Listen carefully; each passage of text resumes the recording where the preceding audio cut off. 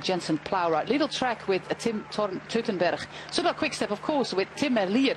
We have Picnic PostNL with Tobias Andresen, Olaf Kooi for Visma Lease Bike, Matteo Moschetti for the Q36.5 team, XDS Astana in almost the same kind of colour as the Beat Cycling Club, with Davide Ballerini. Gleb Syriza could do the sprint. It's a little bit unclear who they're going for. Lotto has got Arnaud de Lee out there. Tom Krabbe is a good bet for the Flanders Baloise team.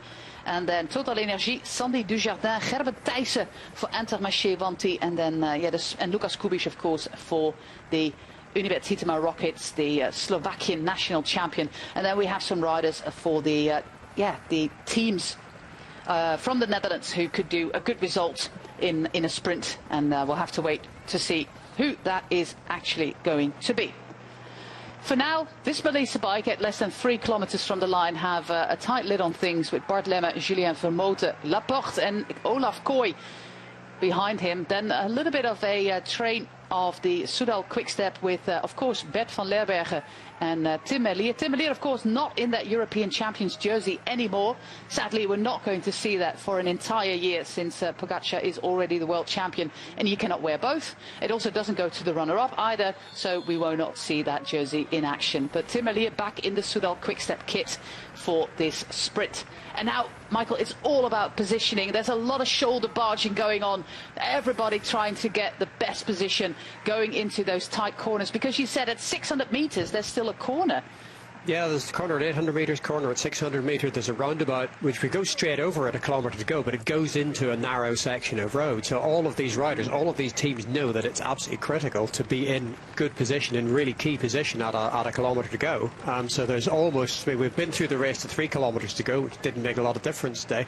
There's almost another race now to the Flamme Rouge just for that positioning factor.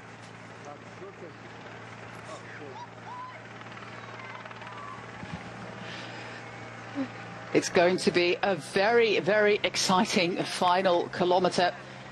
We have that train of Picnic PostNL on the right-hand side of the road. Lukas Kubic is trying to hitch a right there as well. It's so difficult to keep position. I know the lead on the left-hand side of the road now, next to Tim Merlier. Tobias Lund Andresen is there as well, with number 45 for Picnic PostNL on the wheel of Niels Eekhoff. Laporte is still there for Olaf Kooi, who's trying to move up on this roundabout. And now this little move by Lidl Track into the final kilometre. Christophe Laporte onto the wheel of the Lidl Track rider, whose teammate is a little bit further back, Tim Teutenberg, about 8th position at the moment. All the riders that we expected to see are at the front right now, with only Olaf Kooi and Lund Andresen left with a lead-out man. This is such a tight little corner here. Let's see if everybody gets through it in one piece, and then we have to go onto the bridge. There's a slight gradient of about 3% onto the bridge. We do have a tailwind, so you can start your sprint a little bit early. Laporte glancing over his shoulder to see where Olaf Kooi is. Teutenberg in the colours of Lidl Track moving to the front. Arnaud de Lee is up there as well. Davide Ballerini moving up. Simon de Heer, Tim Merlier, Denny van Poppel. Everybody is trying to move to the front. Sandy Dujardin, Anthony Turgis. And this is a sprint with XCS Astana through the middle right now. Tim Merlier onto his wheel. Denny van Poppel, the Dutch champion, trying to get past. Tim Merlier, Olaf Kooi. Olaf Kooi, it is going to be in front of his fan club. Olaf Kooi, Tim Merlier. I think Merlier has got it in the end with a final bike throw. I think Tim Merlier has got it.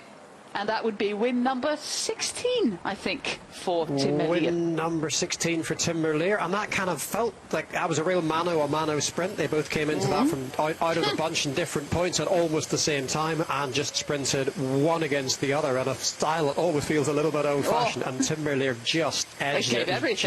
Just had the strength. It didn't look like a tailwind sprint, did it, Josie? I think the gradient was more important than the tailwind. I think that was a hard sprint in the end, but yeah, Tim Merlier takes it. Most definitely, and it took quite a lot out of him. We had quite a mellow stage, 118 kilometers, nothing major really happened. But yeah, doing a 2-3% gradient sprint. Let's see it from an overhead shot. Take us through it. Well, you can just see how strung out this is from the from the narrow sections of the race, and then a lot of riders now trying to move up who'd just been caught outside. I thought Arnaud de Lee in the middle in the Lotto jersey. I thought he'd got it right, but just at this point he kind of started to, he lost a few lengths there and has to go again. Christophe Laporte did a great lead out for Olav Koy, but the guy who kind of surfed the wheels and was in the middle of the bunch and had a bit more shelter was Tim Merlier, who just pops out, and this is Koy against Merlier up the hill onto the bridge. And on the, quite on the throw, he had half a length. It was a clear win in the end as well. Yeah, he did. But it was a kind of a sprint, a one-on-one sprint, which is quite nice. 50th win of the season, 5-0 for Soudal-QuickStep. Yeah, the brunt of those 16 for Paul Magnier, 16 for Tim Merlier, and that's more than individual teams actually have. Just the two Yes, riders.